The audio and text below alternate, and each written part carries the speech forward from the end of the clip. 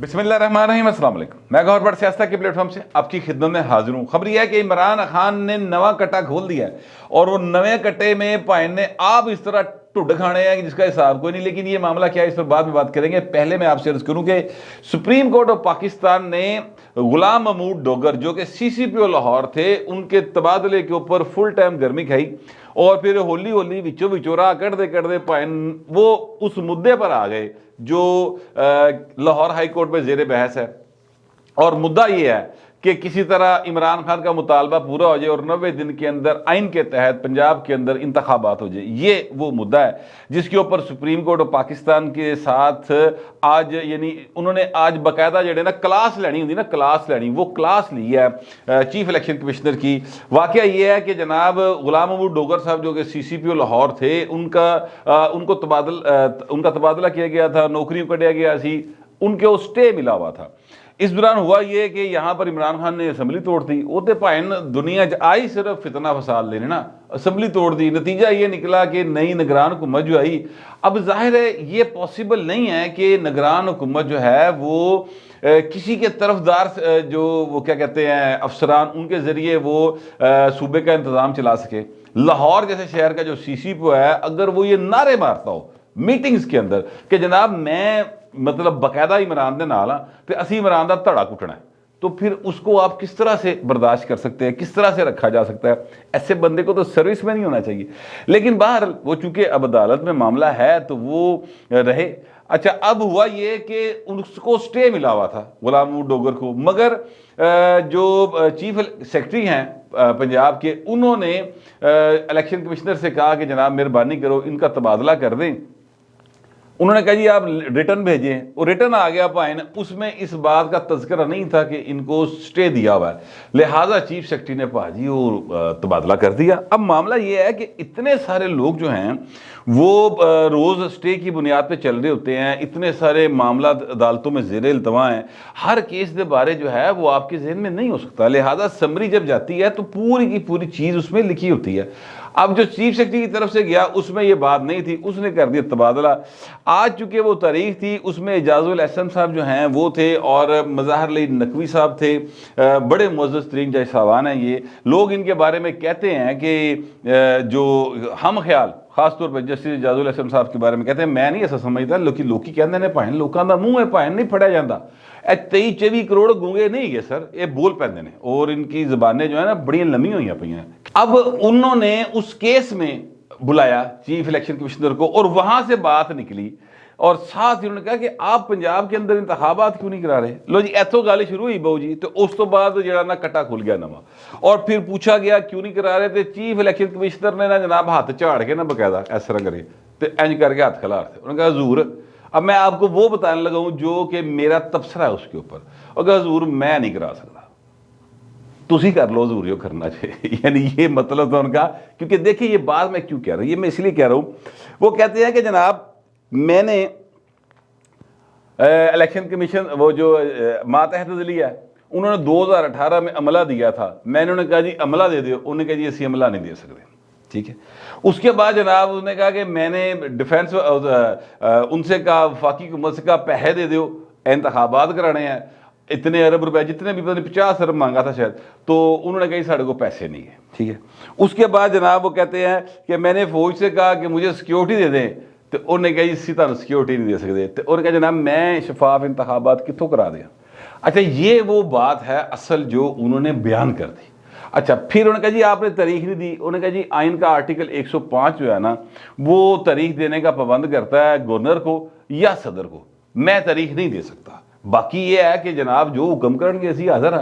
अच्छा अब इसके ऊपर कल दोबारा समात होगी। उन्होंने कहा कि सर कल बड़े काम ने मैंने को होर काम कर लेंदे। उन्होंने कहा नहीं तो कल पेश होना है। मैं आपको अभी बता दूंगा कल जनाब फिर वो जो है क्या कहते हैं चीफ इलेक्शन कमिश्नर साहब की ना एक किस्म की, अब मैं वो लफ्ज़ बोलना नहीं चाहता, हम वो ऑफिस में और स्कूलों में या कॉलेज में ये बोला करते थे लफ्ज़ लाहौर थड़े वाले लोग जेडे ने सारे इस लफ्ज़ तो वाकफ ने कि कल वो कवाली होनी फिर एक बारी, ठीक है, बाकायदा क्लास जिसको कहते हैं ना वो क्लास होगी चीफ इलेक्शन कमिश्नर की, क्योंकि जो मूड दिखाई दे रहा है उसकी बिना पर मैं ये बात कर रहा हूँ। मामला ये है कि सर इस वक्त एक सीन तो मैंने सुप्रीम कोर्ट में जो चल रहा है वो आज जो वो बता रहा हूँ, دوسرا سین لاہور ہائی کورٹ میں چل رہا ہے سر. لاہور ہائی کورٹ کی طرف سے ایک آرڈر ہوا, بلکہ فیصلہ ہوا, سوری آرڈر نہیں کہا جا سکتا, فیصلہ ہے. اور فیصلے میں یہ کہا گیا کہ جناب الیکشن کمیشن جو ہے وہ گورنر پنجاب کے ساتھ مشاورت کے بعد تاریخ دے اور الیکشن شیڈول کا اعلان کرے. یہ سنگل بینچ کا فیصلہ سر. اچھا, اب وہ ابھی تک اس میں جو ہے پیش رفت اتنی ہے کہ گورنر پنجاب کے ساتھ ملاقات ہوئی ہے چیف الیکشن کمشنر کی, اور انہوں نے کہا کہ بھاجی گورنر نے کہا جی میں تو تاریخ نہیں دے سکتا, سیدھی جڑی گل ہے, میں اسمبلی نہیں توڑی, میں اکلی تاریخ دوا. اچھا, اب اس فیصلے کے اندر جو جج صاحب ہیں انہوں نے گورنر صاحب کے اس پوائنٹ کو ذرا اسٹرینتھن کیا ہوا ہے کہ ہاں اگر انہوں نے اسمبلی نہیں توڑی تو آئین خاموش ہے, یہاں پر وہ پابند نہیں کرتا گورنر کو کہ وہ تاریخ دیں. یہ ان کو ایک اسٹرینتھ مل جاتی ہے.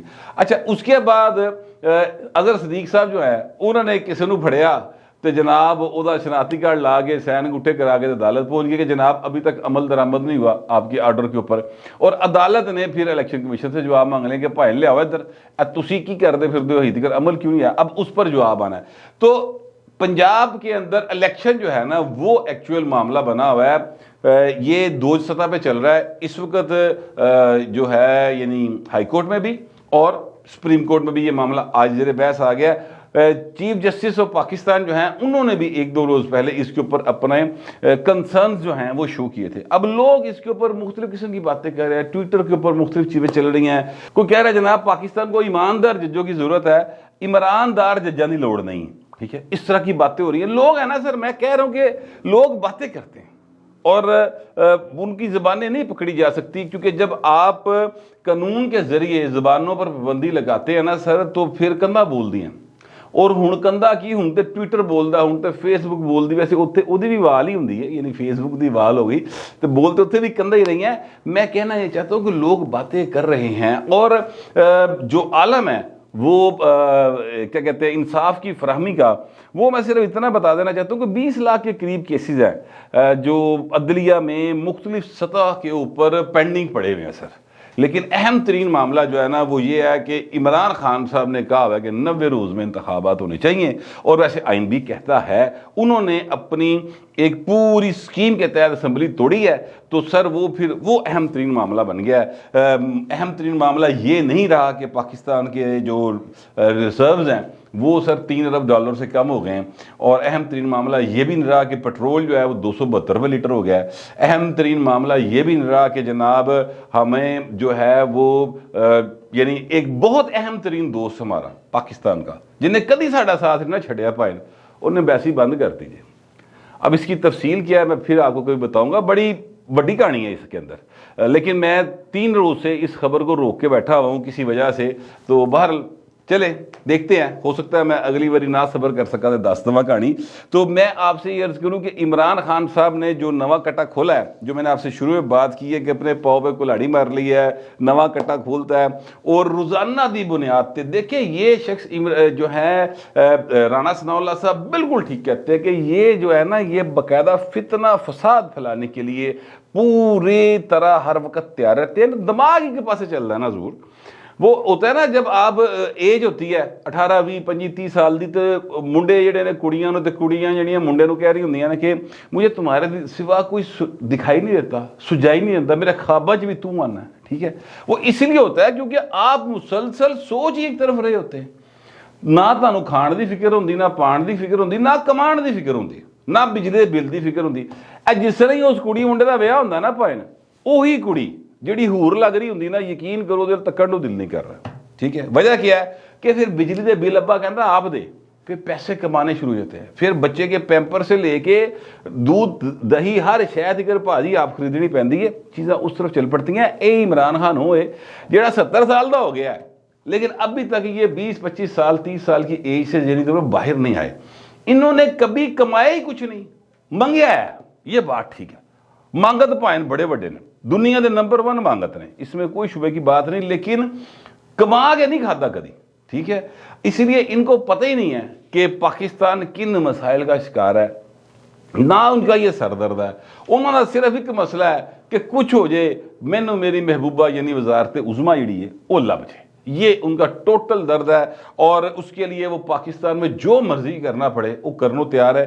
اب بھائی نے ہونا جیڑی گل کی ہے, میں ایمانداری سے سمجھتا ہوں کہ اس کے اوپر باقاعدہ ایک جوڈیشل کمیشن بنے یا انکوائری ہو یا جو پارلیمنٹ ہے وہاں پر اوپن ہیئرنگ ہو اور ساری کوریج لائیو ہونی چاہیے سر، رکنا نہیں چاہیے تھا کام۔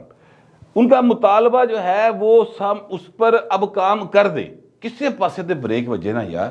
وہ مطالبہ کیا ہے؟ مطالبہ یہ ہے حضور کہ جناب جو سابق چیف آف آرمی سٹاف ہے قمر جاوید باجوہ صاحب، ان کے خلاف وہ کہتے ہیں تحقیقات کی جائے۔ وہ کہہ کیا رہے ہیں؟ وہ کہہ یہ رہے ہیں کہ ایک انٹرویو میں جنرل ریٹائرڈ باجوہ نے کہا کہ ہم عمران خان کو ملک کے لیے خطرہ سمجھتے تھے، ہمارے خیال میں اگر عمران خان اقتدار میں رہے تو ملک کو نقصان ہوگا۔ جنرل باجوہ کی جانب سے ہم کے لفظ کا استعمال تحقیق طلب ہے۔ اچھا جی، اب یہ انہوں نے کہا جی کہ ایک انٹرویو میں انہوں نے یہ بات کی ہے۔ بندہ انہیں پوچھے کتنے ہویا انٹرویو؟ کسی جگہ کے اوپر یہ ریکارڈڈ انٹرویو ہے۔ جیسے عمران خان صاحب نے کم از کم اب تک یہ پچھلے 10 مہینے کے اندر 101 بار، اس کو پنجابی میں کہتے ہیں 7100 واری، ٹھیک ہے، 7100 واری جڑا نا ان نے یوٹر لیتے ہیں اور قوم کے ساتھ جھوٹ بولا ہے ریکارڈ کے اوپر، ٹی وی کیمرے تے بہ کے، ٹھیک ہے، اور قوم سے خطاب کے دوران 100 بار کم از کم، ٹھیک ہے، 101 بار۔ یہ جو جنرل قمر جاوید باجوہ کا انٹرویو یہ کہاں آیا؟ یہ حوالہ پتہ کس کا دے رہے؟ یہ حوالہ دے رہے جاوید چودھری صاحب کے اس کالم کا جس میں جاوید چودھری صاحب نے کہا کہ جناب جنرل قمر جاوید باجوہ نے کہا کہ ہمارا یہ خیال تھا کہ یہ ملک کے لیے خطرناک ہیں، اگر یہ رہیں گے تو ملک کا نقصان ہوگا، ٹھیک ہے۔